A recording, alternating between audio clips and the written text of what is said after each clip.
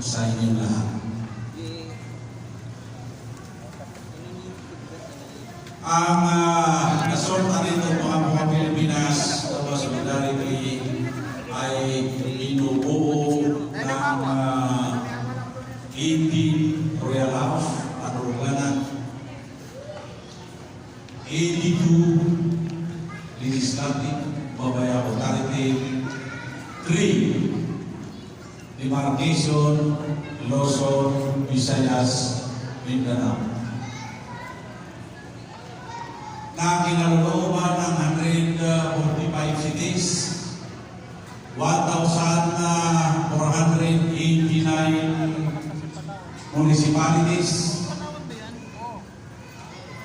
42,029 barangays sa buong Pilipinas na nandiyan ang ating mga soldado sa buong Pilipinas. Nais ko pong iparating sa inyo na ang bilang na natin na mga Muslim sa buong Pilipinas ay humigit kumulang 12 milyon. At nakapagpatayo na din tayo ng more or less 10,000 mga masjid sa buong Pilipinas. At mayroon din tayong mga madrasa na humigit kumulang 5,000 sa Pilipinas.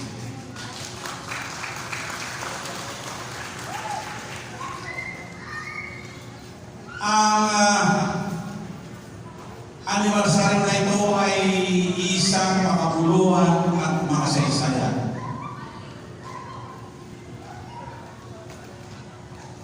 Kung ating susundan ang hinandang inibin ng ating muting sultan sa Bulacan, Yahya Lamon,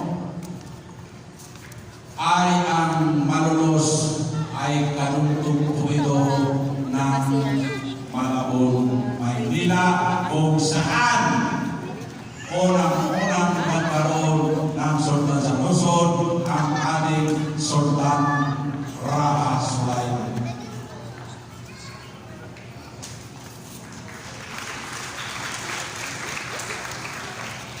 Kaya po, kung ating isa-isay ng kasaysayan, kayo mga kapatid namin dito sa Bulacan, ay kami po ay kasama ninyo sa unang kasaysayan at nanunumbalik lamang. Kaya po kami narito. Ang ating Sultan sa Malolos,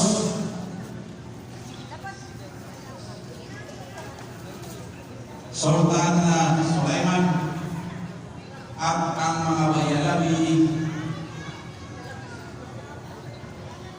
Dato Raha Princess dito sa probinsya ng Bulacan. Ang nasultan nito mga Pilipinas na Solidarity ay nagkakaisa para sa pagsuporta ng sultanato ng probinsya ng Bulacan. Nakita naman po natin ang mga delegates ng mga sultanin. Ang sultan na kabugatan sa Pilipinas, Ali Zainal Baniaga, galing Pamukian sa Cavite. Ang sultan